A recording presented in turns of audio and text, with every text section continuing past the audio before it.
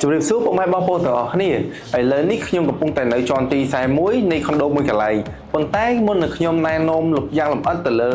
ប្រភេទខុនដូនីមួយៗខ្ញុំសូមបង្ហាញពុកម៉ែបងប្អូនទាំងអស់គ្នាតាក់ទងជាមួយនឹងទេសភាពរបស់យើងទេសភាពខាងនេះគឺបែរទៅទិសខាងត្បូងចំតែម្ដងអញ្ចឹងសម្រាប់ទិសខាងត្បូងរបស់យើងក៏អាចមើលឃើញទន្លេបានផងដែរជាមួយនឹងខាងអរិយខ្សាត់ហើយក៏ដូចជាទេសភាពទីក្រុងមានទេសភាពដ៏ស្រស់ស្អាតជាមួយនឹងធម្មជាតិអញ្ចឹងសម្រាប់ពុកម៉ែបងប្អូនទាំងអស់គ្នាដែលចង់រស់នៅជាមួយនឹងធម្មជាតិអាចមើលខុនដូមួយកន្លែងនេះបានជំរាបសួរពុកម៉ែបងប្អូនទាំងអស់គ្នានេះគឺជាប្រភេទ Studio Room ដែលមានទំហំរហូតដល់47ម៉ែត្រការ៉េពុកម៉ែបងប្អូនទាំងអស់គ្នាហើយជាក់ស្ដែងមុននឹងឈានដល់ការលម្អិតនៅក្នុងបន្ទប់នេះតតែម្ដងបងសូមណែនាំជាមួយនឹងប្រព័ន្ធសុវត្ថិភាពរបស់យើងសិនដូចជាផ្នែកខាងសោរបស់យើងនេះគឺយើងមានជាមួយនឹង scan card scan ម្រាមដៃក៏ដូចជា scan កាយ៉ៅដៃផងដែរ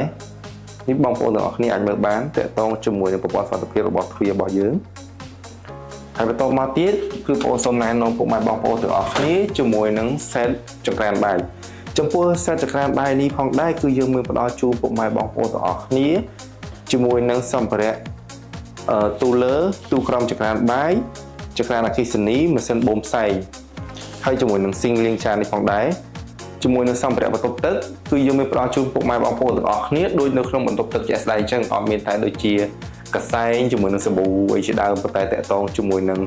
ទូកញ្ចក់អីគឺយើងមានផ្ដល់ជូនពុកម៉ែបងប្អូនទាំងអស់គ្នាអញ្ចឹងសូមអញ្ជើញពុកម៉ែបងប្អូនទាំងអស់គ្នាងាកមកមើលជាមួយនឹងបរិវេណជុំវិញបន្ទប់របស់យើងបានគឺមានភាពធំទូលាយខ្លាំងមែនទែនហើយអញ្ចឹងសូមអញ្ជើញពុកម៉ែបងប្អូនទាំងអស់គ្នាងាកទៅមើលជាមួយនឹងទេសភាពដ៏អស្ចារ្យនៅខាងក្រៅដែលបែរទៅទិស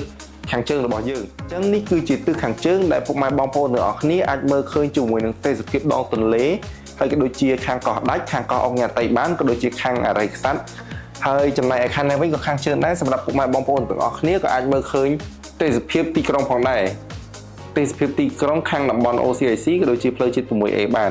ហើយពុកម៉ែបងប្អូនទាំងអស់គ្នាបើសិនជាស្រឡាញ់ទេសភាពបែរទៅទិសខាងជើងនេះពុកម៉ែបងប្អូនទាំងអស់គ្នាអាចមើលជាមួយនឹងប្រភេទ Studio Room ដែលមានទំហំ47ម៉ែត្រការ៉េរបស់យើងនេះបានតម្លៃត្រឹមតែ 70000 ជាងពុកម៉ែបងប្អូនទាំងអស់គ្នាមាន 20000 អាចចូលស្នាក់នៅបានភ្លាមតែម្ដង